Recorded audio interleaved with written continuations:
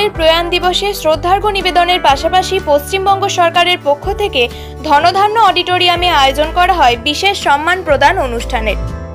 মুহূর্তে ইন্ডাস্ট্রিকে যারা অভিনয়ের মাধ্যমে মুগ্ধ করে চলেছেন তাদের সম্মান প্রদান করা হয় এদিন। কোন কোন অভিনেতা অভিনেত্রী সম্মানিত হলেন চলুন দেখে নেওয়া যাক। এবছরে বর্ষসেরা চলচ্চিত্র পুরস্কারের তালিকায় রয়েছেন অম্বরীশ ভট্টাচার্য। 2011 সাল থেকে যিনি ইন্ডাস্ট্রিকে নানান চলচ্চিত্র ও সিরিয়াল উপহার দিয়ে এসেছেন। রয়েছেন শুভাশিস মুখোপাধ্যায়, এছাড়াও রয়েছেন প্রসেনজিৎ চট্টোপাধ্যায়, যিনি ইন্ডাস্ট্রির একের পর এক সুপারহিট ছবির নায়ক। এরপর রয়েছেন নচিকেতা চক্রবর্তী, যার কথা ও সুর বারবার মন কেড়েছে দর্শকদের। অন্যদিকে রয়েছেন জনপ্রিয় টলি নায়িকা রুক্মিণী মৈত্র। 2017 সালে চ্যাম্প সিনেমার মধ্য দিয়ে সিনেমার জগতে পা রাখেন তিনি। এদিন পুরস্কার প্রদান করার পাশাপাশি আন্তর্জাতিক চলচ্চিত্র উৎসবের দিনক্ষণ ঘোষণা করা হয়।